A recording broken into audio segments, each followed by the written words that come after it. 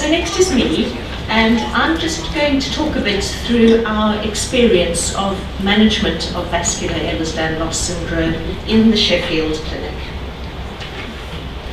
So the EDS National Diagnostic Service was commissioned as one of the highly specialised services of NHS England in 2009, and I was one of the founders of the service at the time. We have and have always had two clinics, one in Sheffield and one in London, and Duncan and his team do testing for all known EDS genes, and indeed they were one of the first laboratories in the world to do vascular EDS testing on a service basis, so not a research basis, but one where tests, samples could be sent in from across the world. We have investigated and seen in person thousands of families between ourselves and the London service. And in the UK now, under the care of the highly specialised services, there are more than 400 individuals who are confirmed as having vascular EDS. This is just a little overview of what I'm going to talk about today. The very first thing, though, is the most important thing, is diagnosis. Jess and I were giving a talk to some colleagues a few weeks ago, and Jess was asked what her top tips were in EDS, and she said, getting the diagnosis right. And that's just it. Getting the diagnosis right is really critical, and EDS is not a diagnosis in itself. It is merely a group of conditions, many of which don't really particularly have much to do one with the other. So, when we have a new diagnosis of vascular EDS, what do we talk about in the clinic? We talk about who people should consider informing of their diagnosis, from school, nursery and childminders to colleagues and employers, as well as, of course, as medical professionals. We need people to have a very accurate understanding of the awareness of when they should seek medical attention. I always say to people that it really takes a year to start to settle down with a new diagnosis of vascular EDS. And really in that first year, we expect people and would like people to be rather too cautious, rather than not cautious enough. We expect a lot of phone calls from people in the service asking us about things, and we're only too delighted if we can say to them, nothing to worry about, carry on. We also talk about sharing information of the diagnosis in the family and what this might mean for other family members who may want to consider testing themselves. Next, I want to talk about the joint clinic that we run in Sheffield between the Inherited Cardiac Conditions Clinic with Professor Wheeldon and Dr Watson and their specialist nurses, and the EDS service. So, we developed this as a central point for information and storage, and also contact with a team who are very familiar with the diagnosis of vascular Ehlers-Danlos syndrome. And this is something that's come up again and again for us with comments from patients. If they've said, you know, when I come to these clinics, it's normal to have vascular EDS. We also coordinate services in pregnancy, if surgery is needed, or if there are planned interventions that are essential for patients. And also, over the years, we've developed a very good relationship between ourselves as clinicians, our genetic counsellors, our patients and their families. We're able to have a rational discussion of lifestyle choices, and we've been tremendously supported in this by Annabelle's challenge. In fact, back in the old days, when we were all able to go to clinic and see people in person, Jared used to come along on the days when we were holding our joint clinics. He would have his own separate clinic room where one of our EDS genetic counsellors would spend the day with him, and any of the patients who had seen us in clinic who wanted the opportunity to see or meet Jared could do that either before or after their appointments. We had this idea when it turned out that we found that we were actually on social media. We never considered ourselves in the specialist service to be on social media until Jared started showing us some posts and saying, oh yes, I know who was in your clinic last week. And we would say, but Jared, that's confidential information. Jared said, yes, they tweet me, especially when you keep them waiting. So we also like our patients to have a medical alert bracelet or something similar to that, and we have prepared an emergency information sheet that gets sent to the organization associated so that if they are called, they know exactly what we would recommend. Patients always say to me that they benefit really from our genetic counselor support following the diagnosis.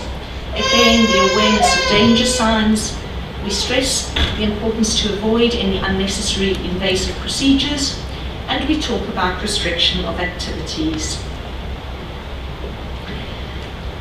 Now, during the lockdown period, we've taken the opportunity to really look very carefully at our medical management protocols in Sheffield. Our patients are seen typically once a year for full vascular imaging by MRI, as Professor Wielden explained, and we try to get patients started on a combination of both losartan and a beta blocker.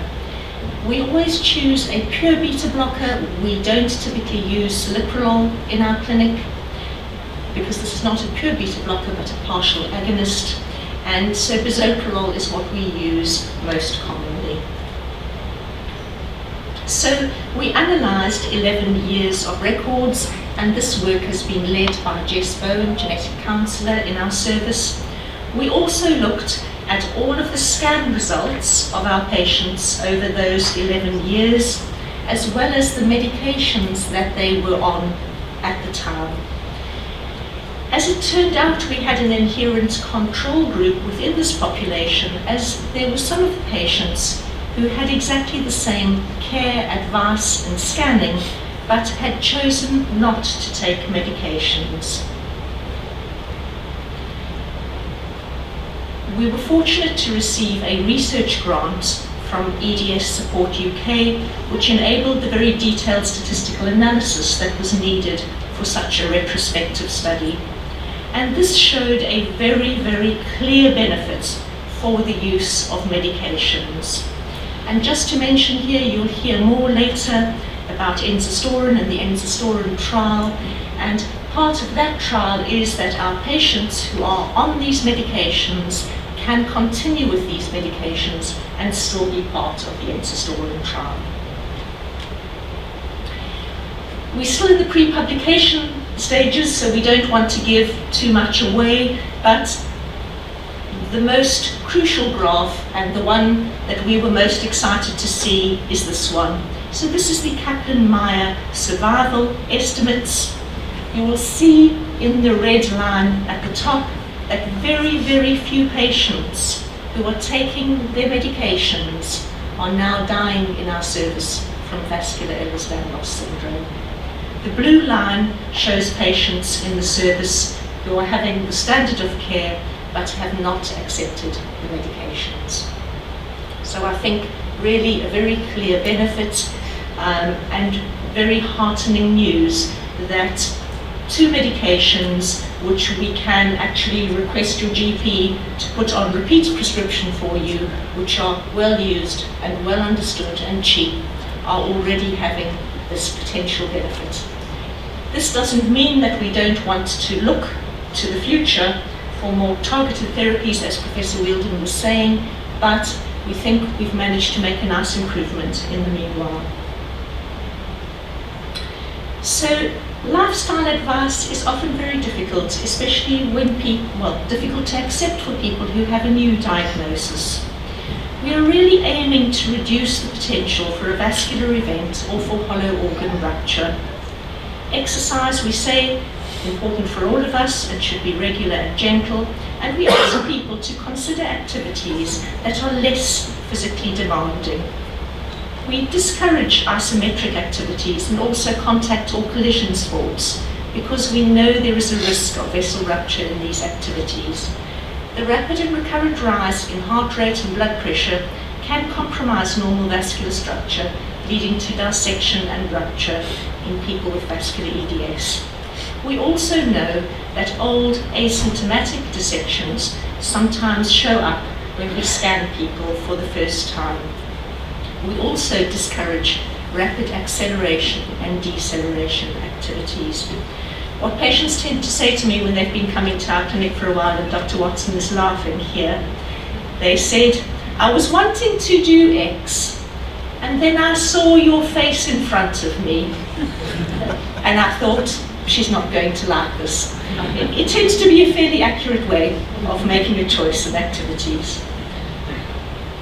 Just to say a few things about pregnancy. So, through the service in Sheffield, we have managed the pregnancies of 12 women with vascular EDS.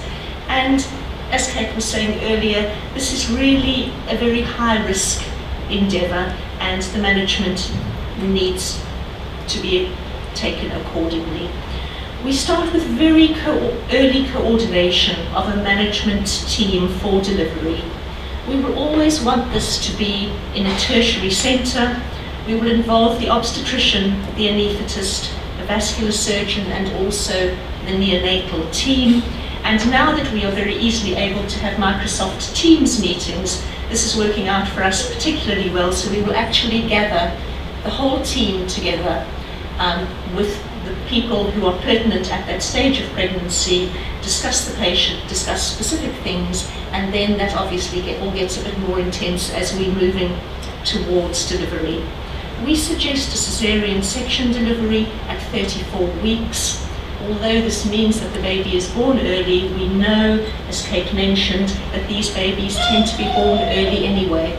And if we're going to set everything up with a specialist theatre, with a vascular surgeon present in the theatre at the time of the caesarean section, which is what we ask for, then that takes a lot of planning. And if somebody goes into labour spontaneously before that, that's all affected. So planning of elective situations is something that we do a lot now. As I was showing you from those Kaplan-Meier curves, we're looking towards the ongoing life and the ongoing health of our patients with vascular EDS. This means, of course, that more other medical things might come up and things that need to be attended to that are outside of vascular EDS. And we always like to set things up really, really carefully. So it's important for us to know as soon as possible when another doctor looking after you, if you have vascular EDS, is wanting to plan something. Because these multi-professional meetings take some time to set up, with consultant availability from various specialties and coordinating the diaries.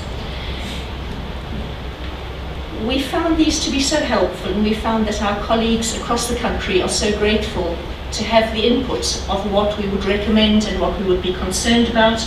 Obviously, we don't know the nitty-gritty of every single orthopedic procedure. If we've got the orthopedic surgeon on a Teams meeting with us, they can tell us exactly what they want to do, then we can say where our areas of concern would be. And in fact, just last week, I was at a Teams meeting with Jim from the dental school and 2 other dentists, one of our patients with vascular EDS, who's needing quite a few things doing, and we were able to strategize and plan exactly how that would happen, what our worries were, and indeed for the dentist to explain to us exactly what each of the procedures entailed. Again, a reminder that not everything is vascular EDS related, but the diagnosis of vascular EDS must be considered in all investigation and management choices for our patients. One of the things to mention also today about anticoagulation, so in general, we're saying we are worried about patients with vascular EDS being anticoagulated, although as Professor Wilden always says to me, as long as the blood stays in the blood vessels, anticoagulation isn't a problem. But what we need to look at is if somebody with vascular EDS has a procedure that's something that's known to cause a risk of deep vein thrombosis and thus pulmonary embolus, people with vascular EDS are just as much at risk as everybody else is.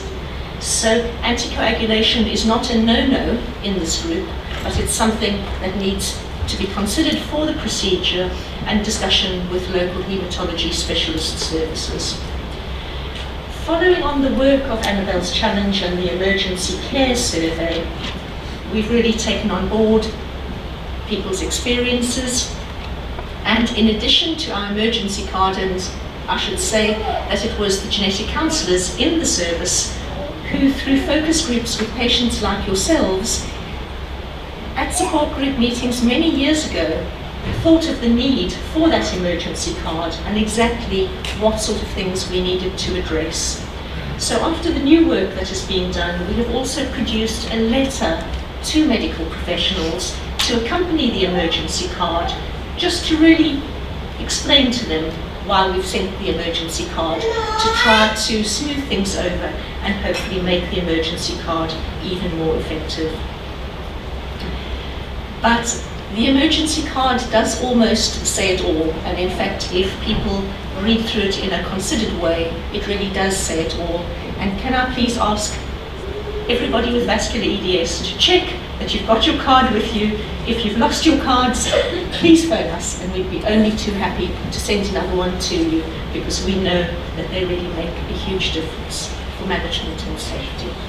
Thank you.